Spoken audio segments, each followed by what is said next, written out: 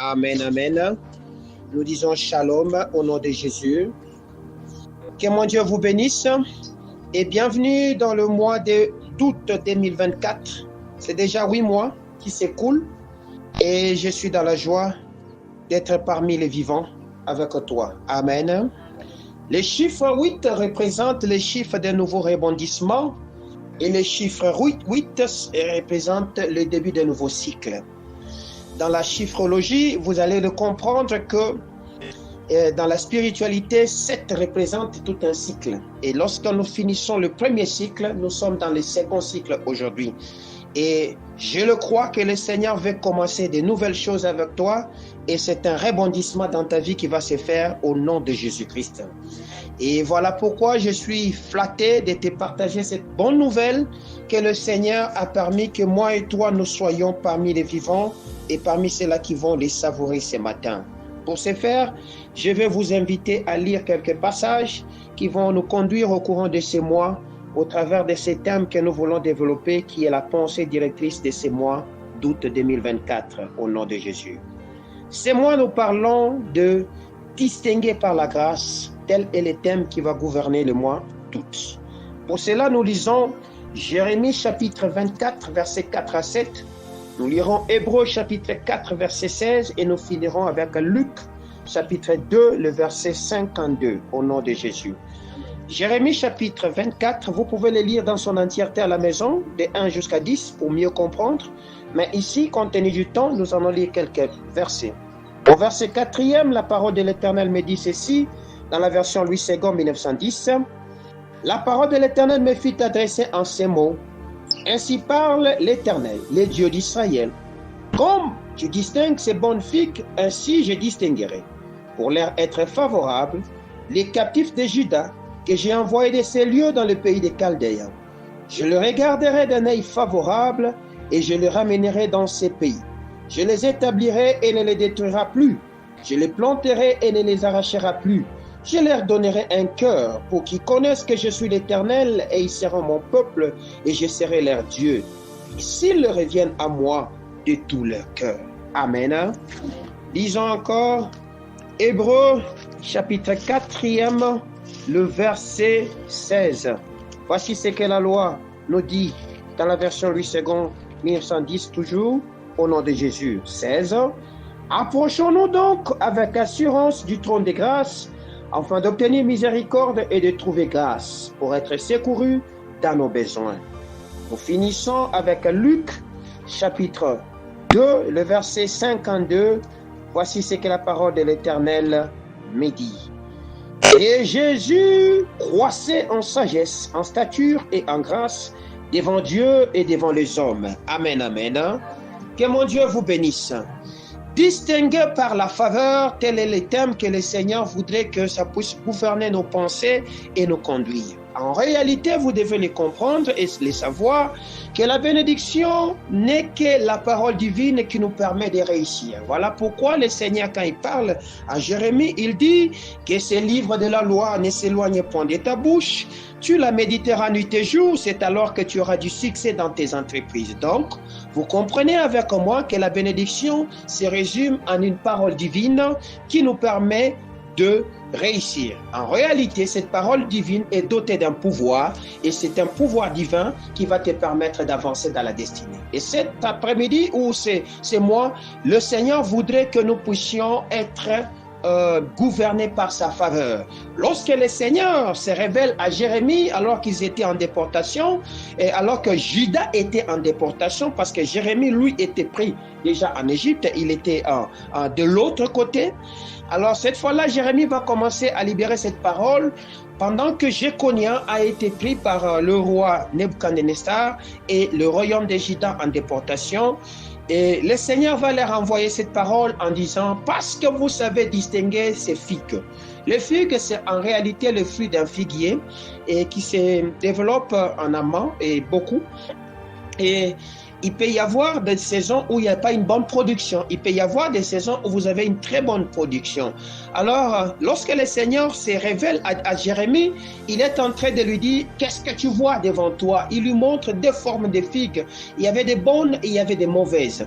Et Jérémie en avait su comment les distinguer parfaitement. C'est comme ça que le Seigneur est en content. Il dit, autant que tu as su distinguer ces deux choses, je vais alors marcher avec toi dans une forme de distinction. Alléluia. Et je vais vous regarder d'un œil tout à fait nouveau. Pourquoi? Parce que Israël avait commis plusieurs formes d'erreurs qui ont conduit à sa déportation. En réalité, la déportation vers Babylonie était plusieurs fois. Mais cette fois-ci, c'était l'erreur qui a été commise au travers d'un roi qui ne voulait plus écouter. Ce roi s'appelait Jéconia. Alléluia. Et ils étaient en train de subir ce qu'on appelle les atrocités du roi Nebuchadnezzar dans le royaume de Babylonie en ces temps là-bas. Et pendant ces temps, la situation de Jérusalem était totalement en ruine et Jérusalem ne vivait plus. Il n'y avait plus rien de bon dans cette cité là-bas. C'est ainsi que le Seigneur ému de compassion vers son peuple qui devait sortir un grand roi, qui était le royaume de Juda. Il va donc libérer cette parole à leur disant, je vous distinguerai, je vais vous regarder de nouveau avec un œil favorable. Telle est la parole que le Seigneur voudrait pour nous cette fois-ci. Il veut te regarder avec un œil favorable. Mais ceci est assorti de conditions. Alléluia. Parce que quand vous lisez ces choses et que vous arrivez au verset 7e, vous allez trouver une très bonne condition à la fin de ce verset. Il dit ceci au verset 7e de toujours Jérémie. J'aimerais qu'on la relise encore une fois de plus. Jérémie chapitre 24. Le verset 7, il dit, je leur donnerai un cœur pour qu'ils connaissent que je suis l'Éternel. Ils seront mon peuple et je serai leur Dieu s'ils reviennent à moi de tout leur cœur. Alléluia. Bien-aimés, je dois vous le dire qu'il n'y a pas de bénédiction de notre Dieu qui viennent de manière hasardeuse ou sans orientation. Toute bénédiction que le Seigneur te donnera est assortie de conditions. Lesquelles des conditions constituent des bornes pour te permettre de jouir de manière favorable de la bénédiction qu'il a préparée pour toi. Et pour Israël pendant ces temps, il fallait donc que le peuple revienne à Dieu. Mais pourquoi revenir à Dieu? C'est parce que le peuple était devenu idolâtre. Et Dieu ne voulait pas cette forme d'idolâtrie. Alors, il devait donc les amener jusqu'à ce que les 70 années puissent leur permettre de comprendre que vous n'adorerez pas d'autres dieux et vous devez adorer moi et moi seul. Je ne sais pas ta situation, je ne sais pas ce qui t'arrive aujourd'hui. Il se peut que tu as traversé des situations assez compliquées. Il se peut que tu es en train de vivre une situation compliquée. Pose-toi la question, mais pourquoi mon épreuve se traîne-t-elle aussi en longueur et que ça ne veut pas se prendre fin? Peut-être que la leçon que tu n'as pas encore tiré des leçons de cette épreuve. J'étais en train d'enseigner et de parler avec un serviteur de Dieu au cours de cette semaine où nous étions en train de partager et l'homme de Dieu, nous avons essayé de réfléchir sur quelque chose ensemble avec lui. Nous avons dit ensemble avec cet homme que lorsque l'aigle veut former son enfant, vous allez comprendre que l'aigle n'aura pas pitié de son enfant. Alléluia. Il va prendre cet enfant, va l'amener dans un vol plané très haut, jusqu'à ce qu'il va libérer l'enfant. Alléluia, dans le vide, afin que l'enfant sache s'autonomiser, c'est prendre en charge. L'épreuve, c'est en réalité cela. L'épreuve de Dieu, c'est en réalité cela. Ce n'est pas un moment de souffrance comme tel, mais ce sont des ensembles de leçons que le Seigneur voudrait que tu puisses tirer pour que tu puisses arriver à comprendre qu'est-ce que le Seigneur veut. En réalité, les inscrits de Dieu ou la bénédiction de Dieu se trouvent déjà en toi. Lorsque vous lisez dans le livre de Genèse, vous allez comprendre que lorsque Dieu finit de créer l'homme, la Bible me dit, il le bénit. En d'autres termes, il a inscrit la parole contenant le pouvoir de le faire permettre de réussir en lui. Alléluia. Et au moment M de la destinée d'une personne, le Seigneur va permettre à ce que cette parole soit lu par toi-même. Alléluia. Afin que tu saches comment maintenant marcher dans la voie. En réalité, cette parole, c'est ça le chemin. C'est comme ça que Jésus, se définissant, il dit, je suis le chemin, la vérité et la vie. En réalité, le chemin, c'est Jésus. Le chemin, Jésus, qui s'appelle la parole. Et cette parole, c'est ces paroles contenant ce pouvoir qui va te permettre de te distinguer. Or, la notion de la distinction, quand vous le lisez dans notre loi, la Bible dit, il dit ceci, quand le Seigneur parle aux enfants d'Israël, il dit, je mettrai ainsi donc la différence entre ceux qui me servent et ceux qui ne me servent pas. Or, nous comprenons dans tout cela que la différence vient dans la notion de la service, dans la notion du service. Alléluia. Or, si c'est la notion du service nous distingue, cela veut dire que le service contient des clés. Est-ce que je me fais comprendre?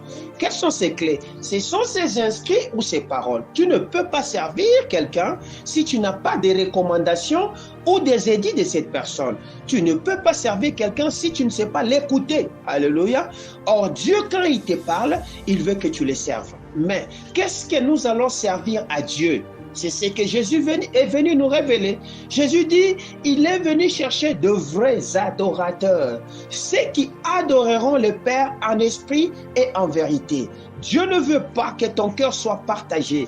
Dieu ne veut pas que ton cœur soit séquestré en plusieurs morceaux. Non, Dieu veut que ton cœur lui soit accordé. Voilà pourquoi la Bible nous dit, mon fils, donne-moi ton cœur. Alléluia.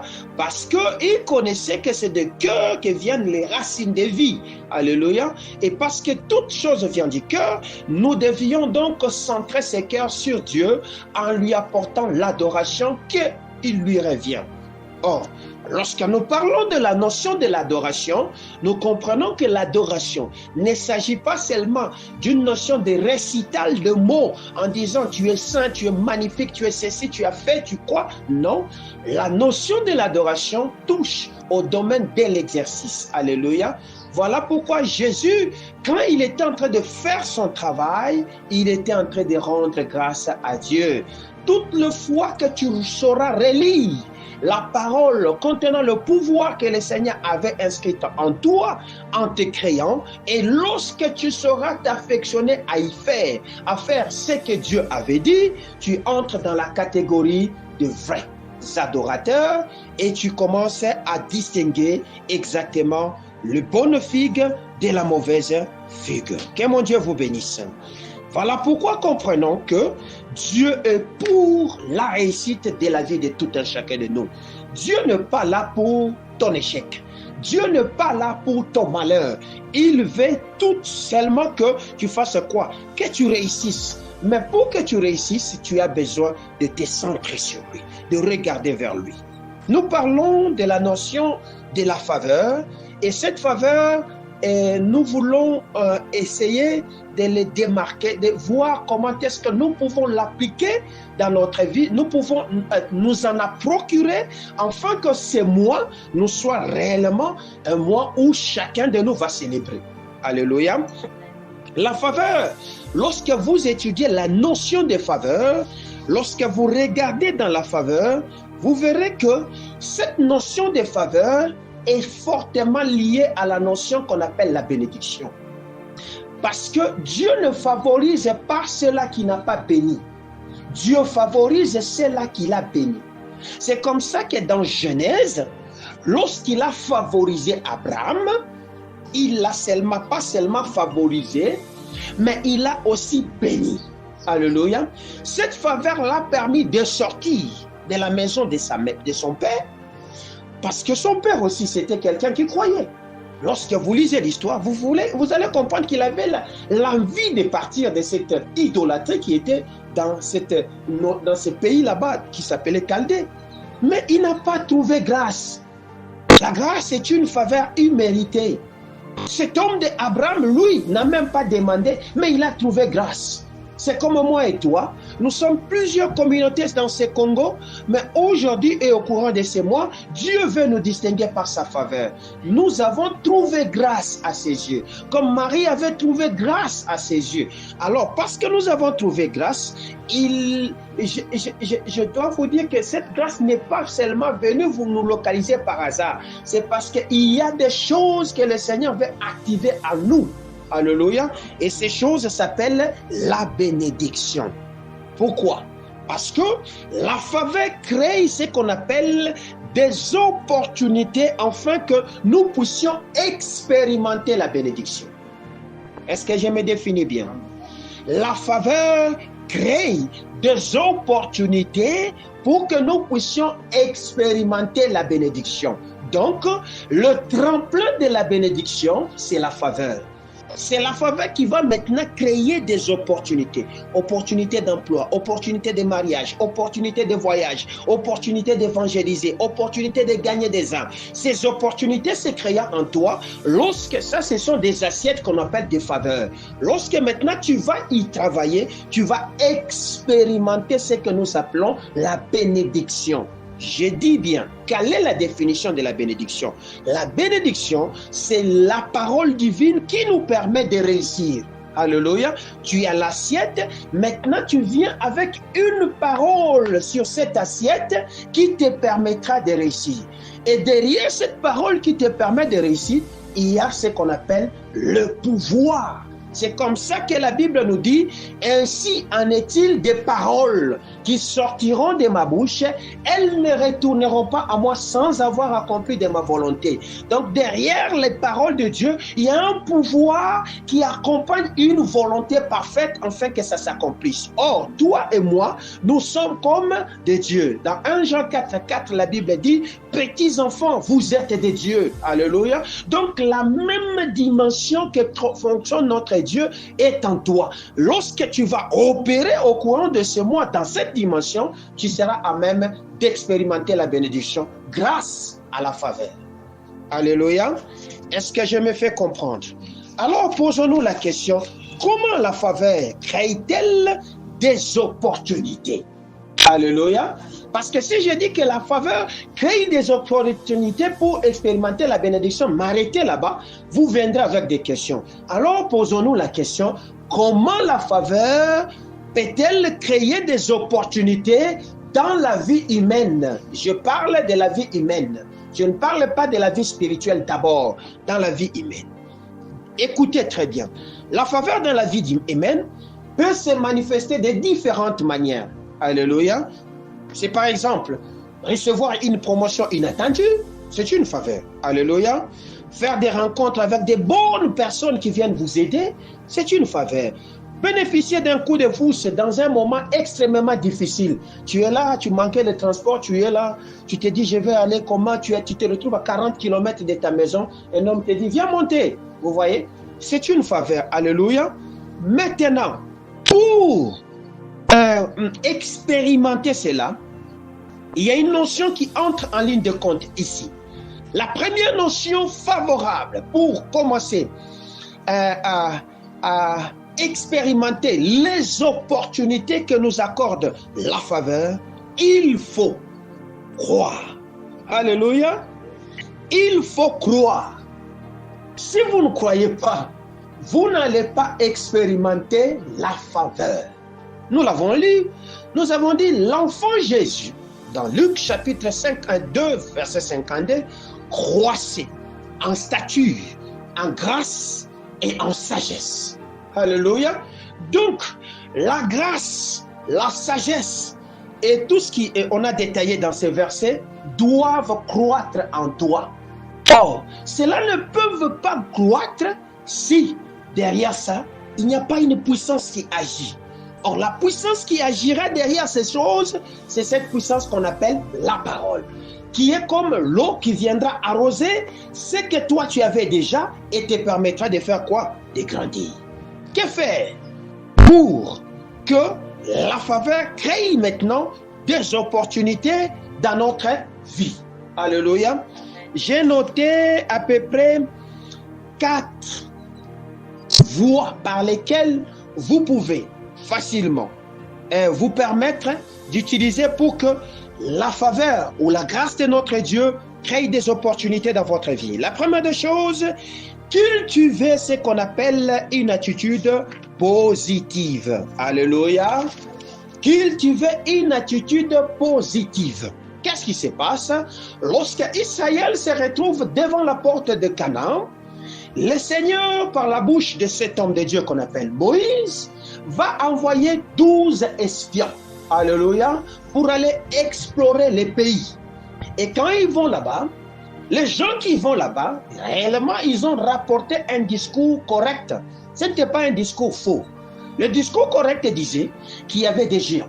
Le discours direct correct disait qu'il y avait des situations qui pouvaient leur être fatales, dans le sens qu'ils ne seraient pas à même de faire quoi face à cet ennemi qui était devant eux. Mais le discours de la foi marche en contrario avec le discours de la vue. C'est comme ça que deux hommes se sont distingués. Alléluia. Ils se sont distingués par rapport à quoi? C'est moi qui parle. C'est qu'ils se sont distingués en se référant que celui qui nous a donné ce pays s'appelle Yahweh. Alléluia. Et que même si devant nous, il y a des obstacles, même si devant nous, il y a des difficultés, Yahweh a déjà donné ce pays à nous. Nous allons le prendre. C'est comme ça que Caleb et Josué, leur discours était un discours positif. Bien-aimés, plusieurs chrétiens perdent la faveur de Dieu à cause de leur langage. Ils n'ont pas un langage favorable par rapport à la manifestation ou à l'expérimentation de la bénédiction. Ils n'ont pas un langage favorable. Toutefois, ils se conforment au siècle présent en disant ça ne va pas dans ces pays. Les choses ne tournent pas. Les Africains, donc il est tout le jour en train de ressasser les négatifs dans son cœur et il est en train d'empoisonner la bénédiction qu'il porte en lui. Bien-aimés, sachez-le, comme je l'ai dit encore, que nous ne courons pas vers la bénédiction. Nous sommes des porteurs de bénédiction. Nous avons déjà la bénédiction en nous. C'est nous-mêmes qui pouvons le faire mettre, ressortir, et c'est nous-mêmes qui pouvons aussi les tuer. Cela se passe par un seul élément qui s'appelle la parole. Mais quelle parole tu récites lorsque tu quittes ton lit le matin? Quelle parole tu récites au courant de ta journée? Quelle parole tu récites lorsque tu croises les obstacles devant toi? Alléluia. Cet homme de Dieu avec qui je parlais me dit, Elvis, écoute, aujourd'hui ça a changé au Congo. Ça a changé en Afrique. C'est que la notion de la foi était que si vous aviez une foi comme le grain de sénévé, vous direz à la montagne, ôte-toi de là, jette-toi dans la mer. Si tu ne doutais pas dans ton cœur, cela te sera accordé. Mais ce qui se fait aujourd'hui, c'est le contraire. Il faut avoir une montagne de foi pour dire au grain, ôte-toi de là, jette-toi dans l'océan et cela te sera accordé. Ce n'est pas comme ça. Nous avons renversé la notion. Ne voyez-vous pas cela? Qu'aujourd'hui, des gens consomment des heures, des minutes, des années en train de vouloir, je ne sais pas, faire grandir la foi. Jésus ne nous a pas demandé cette foi-là. Il nous a demandé la plus petite de foi qui puisse exister sur la terre à la dimension de ces grains. Et que si nous croyons, quelles que soient les montagnes qui se dresseraient devant nous, nous les dirons ôte-toi. C'est comme ça que cet homme de Zorobabel, lorsqu'il se retrouve devant cet obstacle, il dit à la montagne, mais montagne, qui es-tu? Tu seras aplani. Alléluia. Est-ce que tu sais parler comme ça, c'est moi? Est-ce que tu sauras parler comme ça, c'est moi? Parce que face à les difficultés ou à des défis de la vie, un chrétien doit rester positif. Alléluia. Amen. Face à des obstacles de la vie, un chrétien doit apprendre à rester positif. C'est ainsi que la notion que la Bible nous dit, au temps de la fin, 10 hommes saisiront à tes pans. C'est-à-dire, en ces temps, les hommes cherchent auprès de qui ils peuvent s'appuyer. Parce que nous sommes comme sur un océan en agitation où l'eau est en train de secouer terriblement. Seuls ceux-là qui ont la foi seront marchés sur cette eau là-bas. Ceux-là qui n'auront pas la foi n'y marcheront pas. Est-ce que je parle à quelqu'un?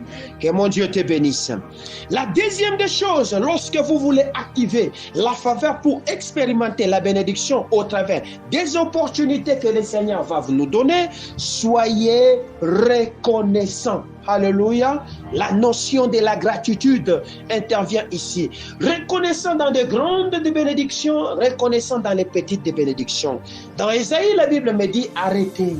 Mais reconnaissez qu'il est Dieu, bien-aimé. Aujourd'hui, tu respires, tu ne sais pas, tout ne va pas dans ma vie, ça n'évolue pas. Le fait de respirer déjà est une grâce excellente que Dieu t'a donnée. Bien-aimé, j'ai perdu au courant de cette semaine ma fille, elle a subi, elle a manqué l'énergie, elle a manqué juste le souffle. Alléluia. Elle a connu des difficultés. On lui a mis sur respiration sous oxygène. Vous imaginez que ça n'a pas donné. Alléluia. Mais toi, tu en as reçu gratuitement. Toi, tu en as reçu gratuitement. Tu respires. Mais quand tu te réveilles, tu ne sais même pas dire merci. Imaginez la poussière qu'il y a aujourd'hui au Katanga, actuellement à Lubumbashi. Nous avons une poussière toxique. Alléluia. Mais toi, tu sors sans cache-nez, sans quoi que ce soit. Tu rentres, tu manges, tu es là, tu ronfles toute la nuit. Et quand même, quand tu ronfles, ta maison vibre. Au dehors, on sait entendre. Mais quand tu te réveilles le matin, rien. La gratitude, je parle bien, ouvre la notion où étend la main de Dieu. Alléluia. Dieu n'a pas besoin de ton argent. Dieu n'a pas besoin de tout ce que toi tu peux lui donner là. Parce que la terre tout entière est à lui. Alléluia. Il veut seulement que vous soyez reconnaissants. Cessons d'être ingrats. Parce que l'ingratitude, c'est très mauvais. Très mauvais. Vous voulez continuer à expérimenter la faveur de Dieu, soyez reconnaissants au quotidien pour les petites et les grandes bénédictions que vous expérimenterez dans votre vie au courant de ce mois d'août 2024. Est-ce qu'on est ensemble? Troisième des choses, restez ouverts aux opportunités. Alléluia. Restez ouverts aux opportunités. C'est-à-dire quoi? Soyez attentifs aux signes autour de vous. Alléluia. Saisissez les opportunités qui se présentent, même si elles semblent être inattendues. Saisissez les opportunités. Cela veut dire, au courant de ces mois, le Seigneur va offrir des opportunités. Il ne faut pas encore dire, Seigneur, c'est toi? Est-ce que je dois encore? Nous sommes dans les mois de la faveur. Quand ça vient, saisis, c'est toucher à cette opportunité. Même si tu crois que c'est infaisable, saisis cette opportunité d'abord. C'est comme ça que l'assiette qui s'appelle la faveur va activer l'expérimentation de la bénédiction pour que tu puisses arriver à célébrer. Beaucoup d'enfants de Dieu ont laissé passer des opportunités excellentes de leur vie parce qu'ils avaient peur. Sachez-le, bien-aimés peuple de Dieu, aucune bénédiction ne viendra facilement. Sachez-le, aucune bénédiction ne se manifestera facilement. Jésus-Christ lui-même, pour recevoir la bénédiction de la grandeur qu'il jouit aujourd'hui, en étant le premier de tous, en s'asseyant à la droite du Père, cet homme de Dieu devait faire face à la mort. Alléluia. Derrière ou devant chaque bénédiction, il y a ce qu'on appelle un ennemi. Et cet ennemi te fera toujours peur. Sortez de votre zone de confort en brisant votre peur et en affrontant la destinée. C'est comme ça que vous allez saisir les opportunités que Dieu vous donnera. Parce que le diable est sachant que Dieu a décidé de vous distinguer par la faveur, il va aussi mettre une autre machine. Et la machine que le diable mettra s'appelle la peur. Pour t'effrayer. En disant que là que tu pars, il y a ça. Là que tu pars, il y a ça. Et quand la bénédiction part, bien aimé, ça sera difficile pour toi de le rattraper. Pourquoi? Dieu fonctionne dans la notion du temps, même s'il n'est pas dans le temps. Il y a deux notions dans le temps. Il y a la notion de chronos qui nous est impartie, le 24 heures, qui nous offre les opportunités sur 24 heures que nous devions, qui se renouvellent de manière permanente par la grâce de Dieu. Mais il y a aussi la notion de ce qu'on appelle les kairos, qui n'est pas un temps compté de Dieu et de l'homme, mais qui est une faveur que le Seigneur ouvre dans le temps T qu'on appelle le chronos. Il s'insère. La Bible dit, lorsque le temps fut accompli, le Seigneur leur envoya son Fils. Il a ouvert le chrono. Il est entré dans le chrono et cette pénétration, c'est ce qu'on appelle le kairos. Alléluia. J'aime Dieu parce qu'il n'a rien laissé au hasard. Dans la Bible, quand il parle, on nous parle des enfants d'Issachar qui avaient la connaissance du temps et ils savaient agir dans le temps. C'est temps, Dieu veut que moi et toi soyons à même de nous ouvrir à ces opportunités. Alléluia. Et de ne pas mettre trop de philosophie derrière notre tête, mais de saisir les opportunités et d'avancer dans la voie de la destinée. C'est alors que la distinction se fera voir. Car il a dit, je mettrai ainsi donc la différence entre ceux qui me servent et ceux qui ne me servent pas. 4. Aider les autres. Alléluia. Si tu veux trouver faveur, bien-aimé, Dieu peut te faire grâce directement, mais il peut aussi passer par quelqu'un d'autre. Ne soyez pas cet homme égoïste. Ne soyez pas cette femme égoïste où tu t'enfermes en toi-même et tu crois que tout, tu vas le réaliser dans ta bulle là, des grâces. Non, il y a des choses qui ne viendront pas par toi.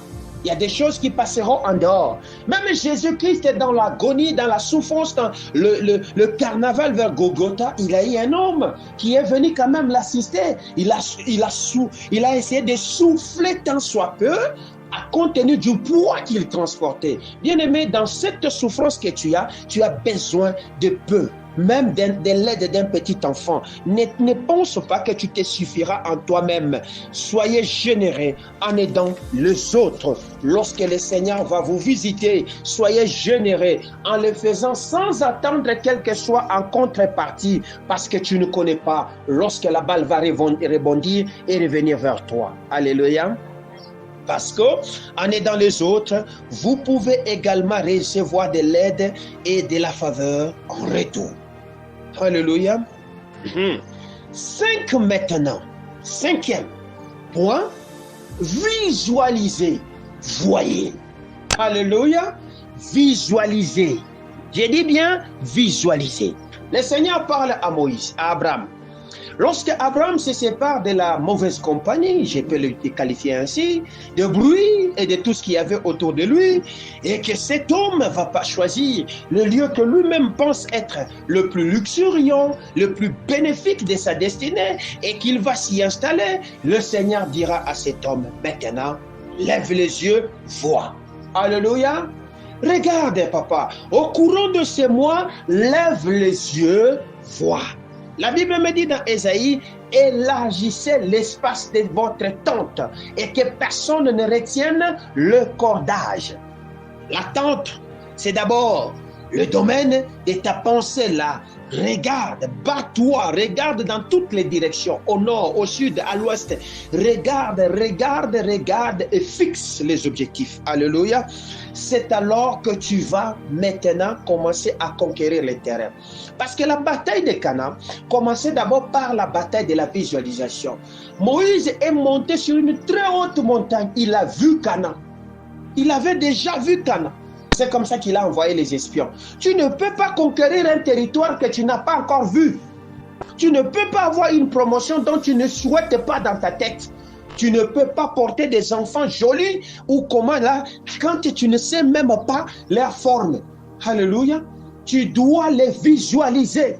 Tu dois les fixer dans ta tête. Au moins chaque matin, te donner des objectifs sur lesquels tu vas travailler. Alléluia. Et marcher conformément à cela. Et derrière cela, la faveur de Dieu viendra sur toi et t'accompagnera. Et tu vas voir que tu vas réussir dans tout ce que tu vas entreprendre. Je le dis encore, que la bénédiction et la faveur sont spirituellement liées et inséparables. Alléluia. Spirituellement liés et inséparables. Mais qui peut expérimenter la faveur? Souvenez-vous que ce que nous avons dit, il a dit, si leur cœur retournait à moi. Mais qui peut expérimenter cette grâce? Ce n'est pas toi qui vis dans les péchés. Hein? Ce n'est pas toi qui es là dans ta bouillabaisse de je ne sais pas des problèmes. Tu dois être cela que le Seigneur a qualifié. Alléluia. Qu'est-ce que nous dit la Bible? Parce que nous devons avoir des appuis. Lisons. Psaume chapitre 5, le verset 12e. Alors tous ceux qui se confient en toi se réjouiront. Ils auront de l'allégresse à toujours et tu le protégeras. Tu seras un sujet de joie pour ceux qui t'aiment et un sujet de joie pour ceux qui aiment ton nom. Alléluia. Attendez, pardon.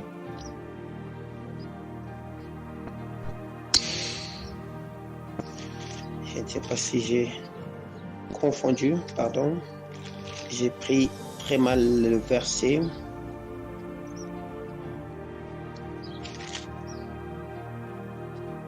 Pardonnez-moi. Le verset semble... Ah, oui, c'est 13 ici. Dans cette version, c'est 13, oui. Car tu bénis les justes, ô Éternel. Tu l'entoures de ta grâce comme d'un bouclier. Alléluia. La bénédiction de notre Dieu vient sur les justes. Voilà pourquoi il a dit aux enfants d'Israël ceci, à Jérémie. Puisque tu sais maintenant distinguer les bonnes figues des mauvaises, moi, je te distinguerai par la faveur. Je te regarderai avec un œil favorable. Je le ramènerai dans ce pays que je les ai détachés. Alléluia. Donc, c'est Dieu qui les avait sortis de son territoire à cause de leur idolâtrie, à cause de leur pratique. Mais parce qu'ils avaient fini par comprendre la leçon, Dieu a dit, je les ramènerai. C'est-à-dire, il les avait déjà justifiés. Alléluia. Et ils sont devenus des gens justes. Nous sommes justes devant la face de Dieu grâce aux moyens et à travers l'œuvre que Christ a accomplie à la croix de Golgotha, qui est l'œuvre de la croix et l'œuvre du salut qu'il nous a accordé. Ce travail-là a fait qu'aujourd'hui, je peux me proclamer juste. Alléluia. Parce que je suis juste, le Seigneur dit, il va me bénir. Parce que je suis juste, le Seigneur dit, il va m'entourer de sa grâce qui est en d'autres termes la faveur comme d'un bouclier. Au courant de ces mois, le Seigneur va nous entourer de sa grâce comme d'un bouclier. Mais nous devions apprendre à vivre dans la justice de Dieu. Mais c'est quoi la justice de Dieu? La justice de Dieu, c'est savoir être juste devant Dieu. C'est celui qui met en pratique sa parole. C'est celui-là qui est juste devant Dieu. C'est celui-là qui ne se bornera pas seulement à écouter, mais c'est celui-là qui se bornera aussi à mettre en pratique ce que Dieu a dit. À ce niveau là-bas, il devient juste. Il a été amputé à cet homme d'Abraham la notion de la justice à cause de son obéissance. Dans la justice de Dieu, il y a la notion de l'obéissance.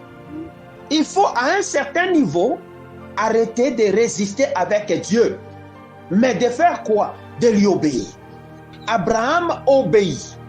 Il partit pour un pays qu'il ne connaissait pas, pour un lieu qu'il ne connaissait pas, mais il a fait quoi? Il est parti. Il savait que là que je m'empêtre ou je m'engouffre, c'est dans le désert. Il n'y a pas d'eau. C'est un milieu hostile, c'est un milieu difficile. Mais parce que Dieu lui avait dit, va-t'en de ton pays, va-t'en de ta patrie, va dans le pays que je t'indique. C'est comme ça que le Seigneur l'a amputé justice et aujourd'hui, il est le Père de la foi. Alléluia. On parle même des paradis comme étant son sein. Que mon Dieu vous bénisse. Donc, comprenez que nous sommes dans un mois où le Seigneur voudrait nous faire expérimenter sa faveur. Nous sommes dans un mois où le Seigneur voudrait que nous puissions jouir de toutes ces bénédictions. Mais nous allons jouir à cela en lui étant obéissants, en faisant ce que le Seigneur a déclaré au travers de cette parole que nous sommes en train de vous lire. Alors, bien-aimés, sachez, je vous l'ai dit, crois en la faveur. Parce que si vous ne croyez pas en la faveur, cela ne viendra pas cela ne se manifestera pas. Croyez que le Seigneur est capable de te donner ce que toi, tu es en train d'imaginer dans ta tête là-bas. Crois en cela. Les millionnaires qui sont millionnaires aujourd'hui ne sont pas devenus millionnaires juste parce qu'ils ont beaucoup travaillé. Mais ils sont aussi devenus millionnaires parce qu'ils ont cru que c'est possible. Et ils ont associé à cela la notion de la force, la notion de la puissance et la notion du travail. C'est ainsi qu'aujourd'hui, on parle de quelques personnes comme étant des étoiles dans leur domaine d'expertise. Bien-aimé, la faveur créera des opportunités pour que toi, tu puisses expérimenter la bénédiction. Parce que tu es fatigué d'entendre « je t'ai béni », Dieu t'a béni et tu as été béni, tu es fatigué. Voilà pourquoi le Seigneur a activé le plan B qui s'appelle la faveur. Afin que par cette faveur là-bas, tu puisses voir réellement que la notion de la bénédiction ne consiste pas seulement à un discours, mais aussi à la démonstration de sa puissance. C'est-à-dire, avertis-toi à obéir à ce que le Seigneur te dira. Or, Dieu parle tantôt d'une manière, tantôt d'une autre, mais l'on n'y prend point garde. Bien-aimé, sois très attentionné autour de toi et en toi, à tout ce qui se passera à côté de toi, pour saisir toutes les faveurs que Dieu te donnera. Alléluia. Si toi, Dieu, permet que tu puisses rester vivant, c'est parce qu'il a encore une mission avec toi. S'il en avait fini avec toi, il te prendrait et tu partirais. Mais parce qu'il a encore affaire avec toi, même quand tu tomberas malade, continue à croire que le Seigneur est avec toi et que tu dois manifester sa faveur, parce qu'il y a des hommes de ta famille, de ta communauté qui doivent être sauvés par toi. Est-ce que je parle bien? La bénédiction et la faveur marchent ensemble. On ne peut pas les séparer. Parce que la bénédiction est activée grâce à la faveur. Donc, au courant de ces mois, nous allons travailler autour de ces thèmes que nous avons dit, distingués par la faveur. Nous allons travailler et nous allons aussi prier ensemble et nous allons voir la main de Dieu. Dans tout cela, comprenez que toute notre vie chrétienne tourne autour de la foi. Vous deviez avoir la foi. Même si je vous explique avec quelle force qui puisse exister, de la plus belle des manières, si vous ne croyez pas, ces choses n'arriveront jamais.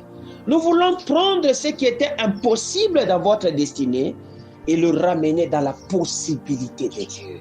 Parce que dans le domaine de notre Dieu, rien n'est impossible.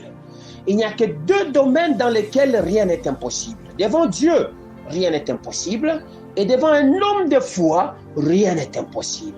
C'est vrai, ton âge a avancé, ta destinée, les opportunités ne sont pas là. Mais parce que tu as la faveur avec toi et que tu portes la bénédiction de Dieu, rien ne te sera impossible au courant de ce mois d'août. Crois seulement, va.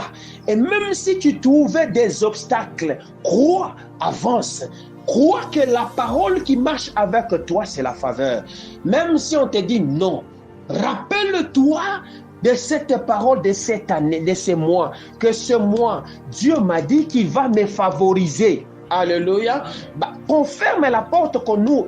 Tu crois, commence à le dire. Quand tu es là devant un temps, on vous a appelé à aller soumissionner. Vous vous retrouvez 10 personnes, on vous dit, vous n'allez pas entrer. Commence à dire, Seigneur, tu m'as dit, tu vas me favoriser. Je crois, même si on a fermé, tant que moi, je ne suis pas encore entré, on ne traitera pas de ce dossier parce que je suis le favorisé dans ces groupes. Alléluia. C'est en croyant du cœur, en confessant de la bouche, que l'on parvient au salut. Donc, la faveur se déclare. C'est la deuxième notion que je vais vous enseigner l'autre dimanche là-bas. Comment posséder par la parole la faveur de Dieu. Que mon Dieu vous bénisse. Que mon Dieu vous bénisse. Nous sommes dans notre mois de faveur. Croyez en cela et tout deviendra possible. Est-ce qu'on peut acclamer le